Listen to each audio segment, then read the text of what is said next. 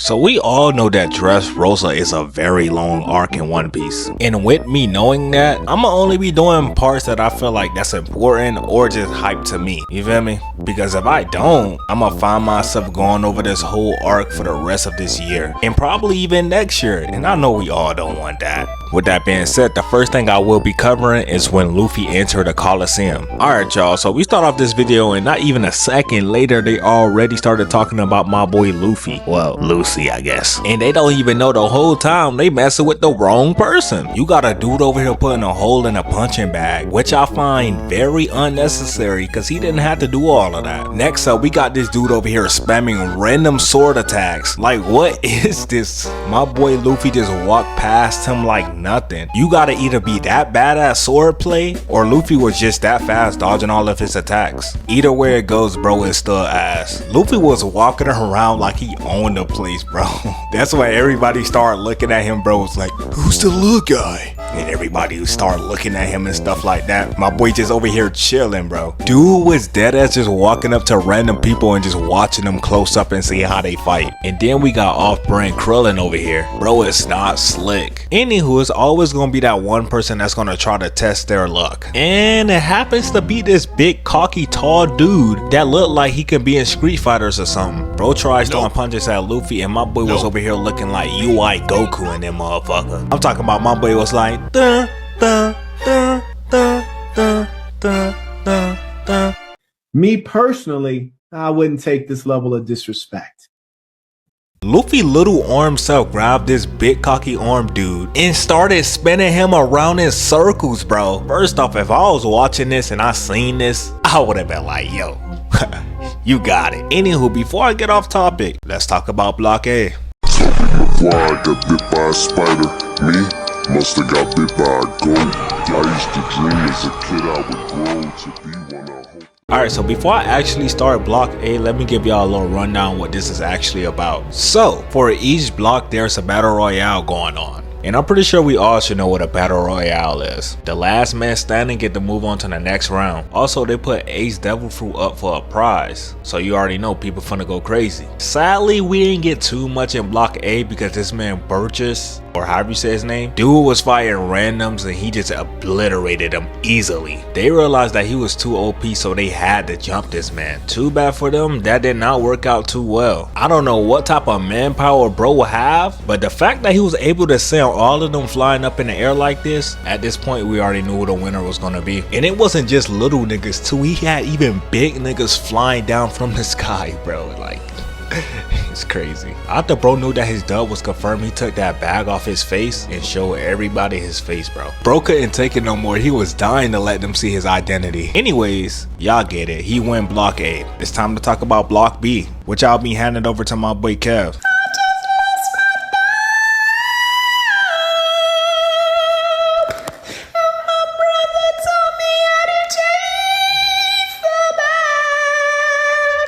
Oh yeah, now we on Block B, where Luffy's #1 glazer already putting on a show. He threw this black orb in the air and had the entire arena panicking. They thought he caught in a kill streak, thought they was about to get hit with an airstrike. Huh? Oh! Bet y'all feel goofy now. Was losing your mind over a baseball. I don't even know why he did that. He just wanted to ruin their day for no reason. So then Bellamy alongside the other fighters make their way up. A gang of defaults run up and yo bro, put your tongue back in your mouth. You're not that excited. But the first gets knocked down and used as a trampoline. These two got kicked straight in the neck. I hope y'all ready to learn sign language. And I feel so bad for this guy. He put his heart and soul into this attack just to get swiped away. And not only that, he's probably dead. But hold on, look at the form. Might be Olympic worthy. But then we see other contestants form an alliance. And not gonna lie, King's power is kinda cool, but kinda sorry at the same time. Rumors have it he can take down an emperor with his punch. But it takes an entire hour to charge up one punch. Buddy thinks this is Dragon Ball, they not about to let you get that off. but more people proceed to get knocked off, and that's when we find out about the creatures in the water that will mess you up if you get knocked in. But we cut to Blue Knight and he's putting major belt to ass. He stuck the pose too, he trying to get them edits. And the amount of work he was putting in had people stopping mid-box just to look. Funniest part was they literally sat there and watched him body like 47 people and still was like, oh yeah, we can take him.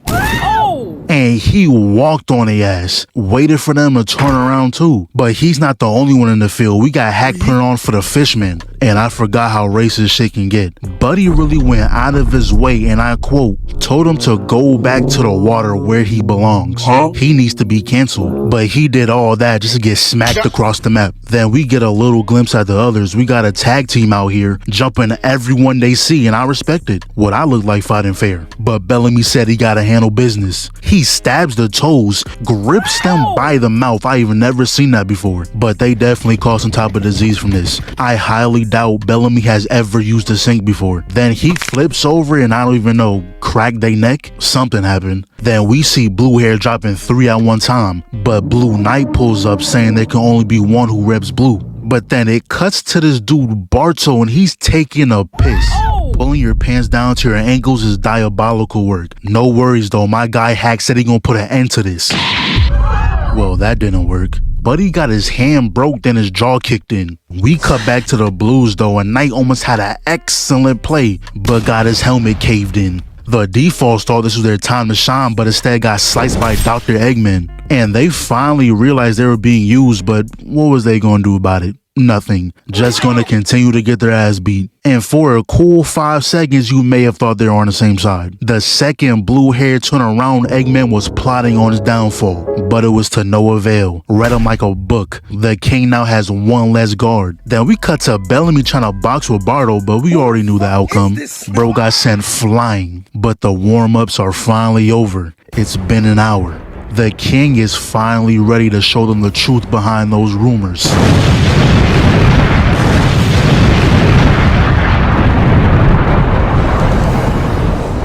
Took down everyone and everything that was in his line of sight, except for one. Bardo wasn't even fazed by it. Proceeds to smack King with his barrier, and just like that, he won Block B.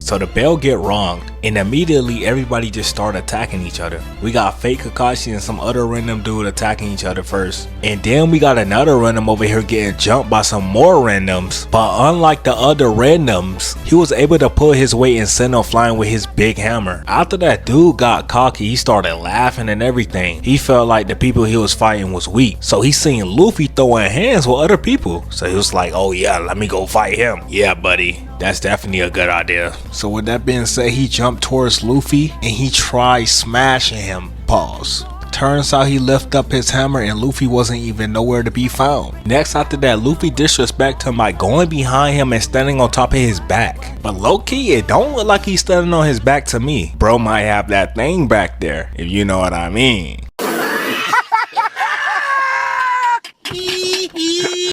Let me stop. Anywho, Luffy hits him with the old reliable Gum Gum pistol and whacks the hell out of him. After that, people was like, wait, hold up. How is he scratching his body like that? Nah, bro. The only person I know who can do that is Straw Hat Luffy. So that's when Luffy started to peep game. So he was like, hold up, I gotta chill out. And then dude started running towards him. And then he hits him right in the stomach, knocking him out cold. Cavendish over here trying to rat him out, talking about something. Nobody else can do that but Straw Hat. Y'all don't see that? Meanwhile, Luffy still doing his thing. He jumps up in the air and kicks this random, sending him flying all the way out of the arena. After that, that's when everybody was like, hold on, bruh. Dude low-key got some skills. Let's jump him. And there you have it, 15 randoms surrounding my GOAT Luffy. Even the hammer dude wanted round 2. But even all that isn't enough, because my boy Luffy started punching him, kicking him, punching him some more. After that, big dude with the hammer tried hitting Luffy, but Luffy dodged his attack, but also in the process tripping over a body, causing him to get squashed. Rest in peace, my GOAT, bro. He tried his best, man. He gave it all he got, but sometimes giving it all you got isn't enough. What more do you want from me?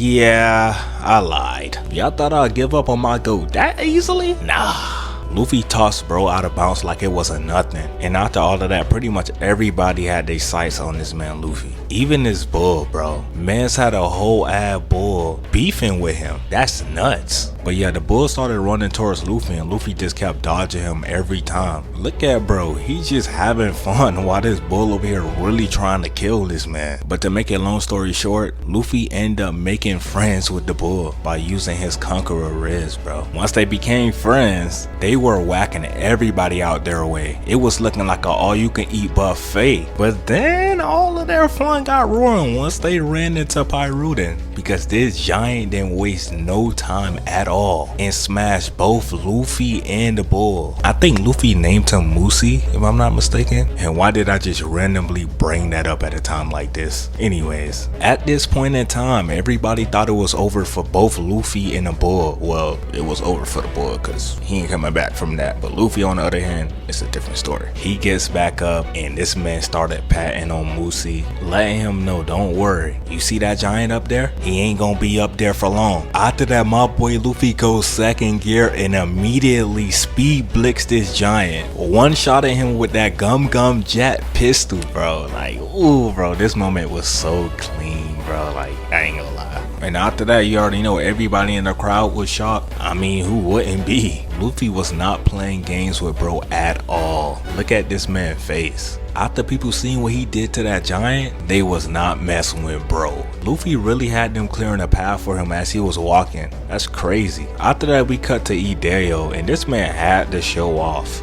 But pretty much the deal with this guy, every time he punch you, he can blow you up. I mean, it's just that simple. So yeah, that's what he did to Pyrudan, sending him flying all the way into the stands and had him tooted up in the air like this. Oh nah, this is wild. I would never let nobody do me like this. Next, after all of that, a random tried to test his luck against him and he just immediately gets boomed. He seen what happened to the giant, right? So why would he? Nah, you know what? I respect it. He got heart. So anyways, after that, Lone Shoulder dude tried to challenge my boy Luffy. This man started flexing and everything. So we start off with Lone Shoulder dude trying to punch Luffy, but Luffy knocks his punch out the way. Immediately after that, Lone Shoulder dude tries to go for 4 punches, but my boy Luffy dodged all 4 of them with ease. 1, 2, 3, 4. Oh my god, and he makes it look easy. Hear that. After that, Luffy backs up a little bit, and now we back in there. Long Shoulder dude tries to go for another punch. Luffy weaves it. After that, Luffy goes for a kick. Long Shoulder dude blocks it. Next, Long Shoulder dude goes for a punch, but Luffy weaves that again, following up with an uppercut and a punch. But of course,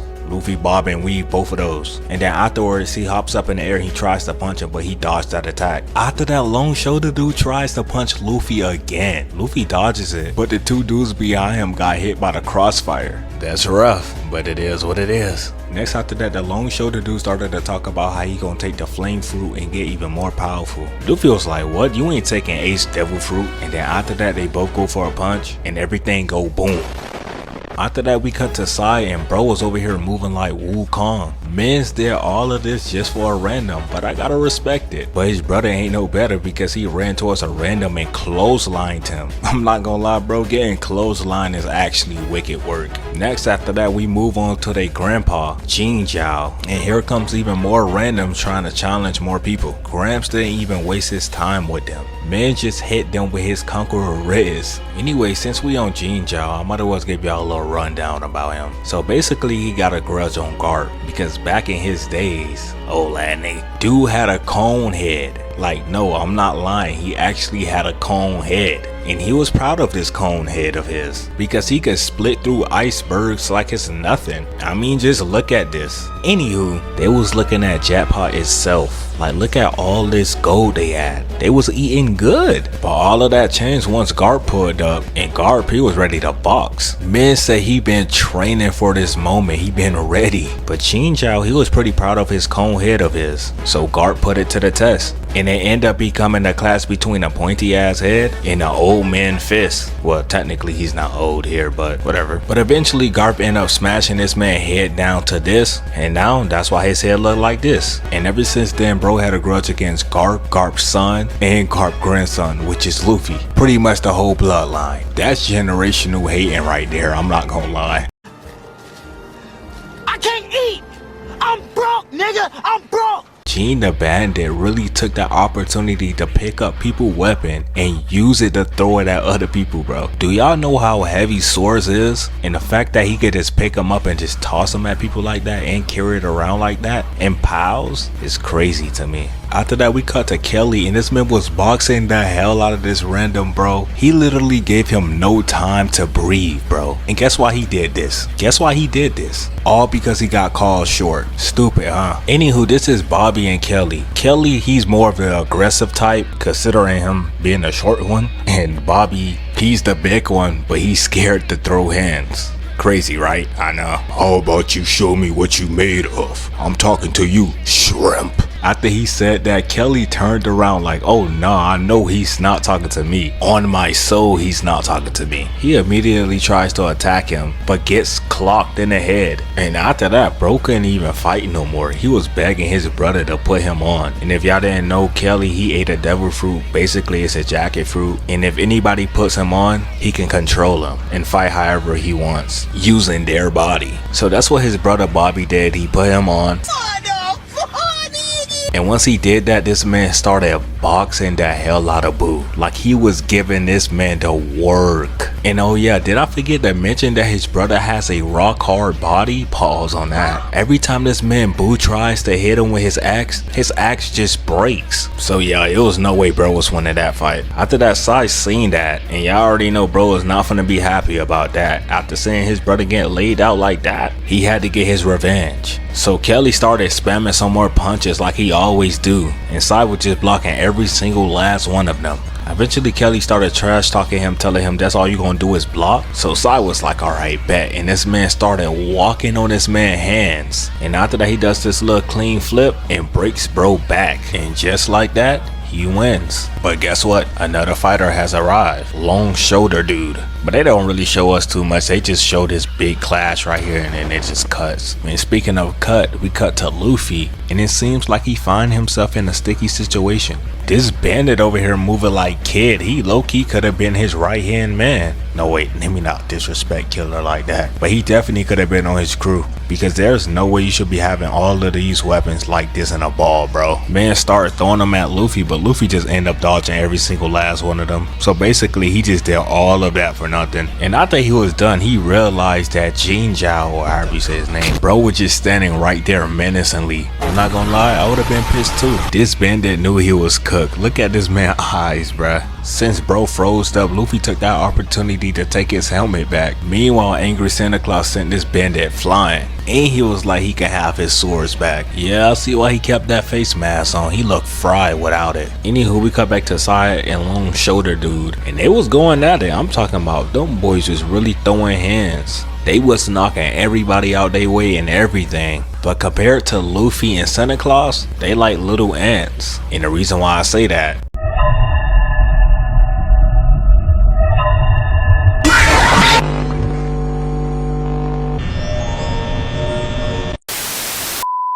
and then they both go for a punch using their Conqueror Riz, sending everybody out of the arena, bro. Now it's only down to Luffy and yo ho ho ho, Merry Christmas. Let's see who'll win. So we start off with Santa pump faking Luffy. I'm not gonna lie, he was smooth with it too, but I don't know who bro think he is. He is not Kung Fu Panda. After that, he tries to follow up with a headbutt, but Luffy wasn't going for it. Mans really picked him up by his dome and it had him like 20 feet in the air. And once he did that, he slams him on his head. After getting slammed on his dome, he eventually gets back up. And then he starts to get in this freaky ass stance, bro. Like, bro, you're too old to be doing all of this. Anyways, he spins around like a Beyblade and started knocking everybody out of his way, which is weird though, because I could have sworn everybody was out of the arena already. I guess not. But after all of that, Luffy jumped towards him and he started throwing his gum gauntlet. And then after that, it just cuts. And here we are. Santa go for a punch, but Luffy blocks it. Luffy kicks Santa, and after that, they were just going clash for clash. I'm talking about back to back. You can see the Conqueror Riz resonating off their fists, bro. And it only got worse, because as both of them was attacking each other, they was over here causing earthquakes in a stadium.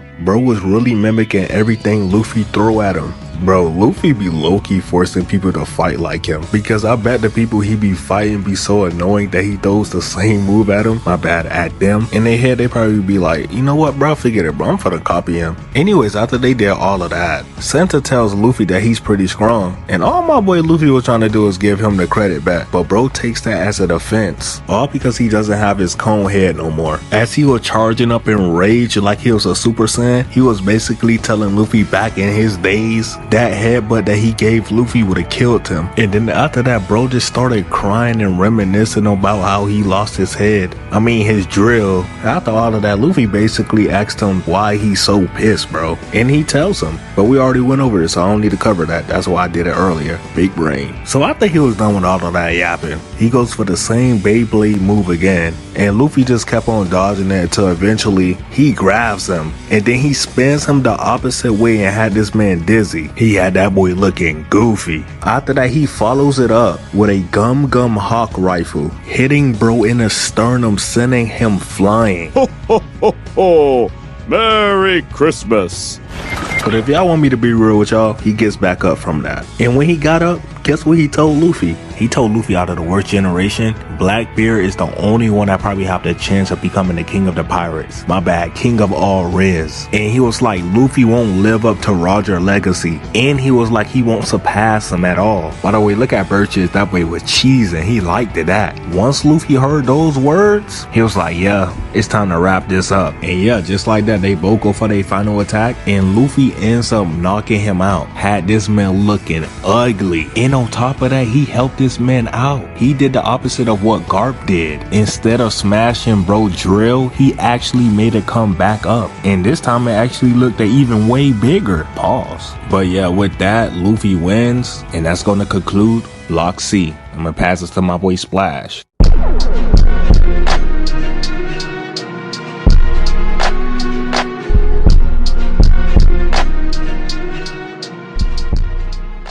So before Block D begins, Rebecca's walking out and it just starts with mad people screaming insults at Rebecca. They telling her that they hope she dies. They calling her a bastard. They calling her a hoe. They calling her a treesh. They calling her a thought. They saying she smells nasty and they can smell her from the stands. They even saying her body fake and that she got a BBL. They really grilling her for real. If you couldn't tell already, nobody in the audience likes her at all. Even the fighters don't like her either. Everybody in Dressrosa hates her more than Celtics fans hate Kyrie. She in bad territory right now. It's looking real spooky out there for her. While that's going on though, Cavendish pulls up and is like, damn, shut y'all damn mouths, nigga. Y'all talking all that trash, but y'all not about to come down here and fight her about it though. If y'all not about to box, I don't want to hear no more trash talk.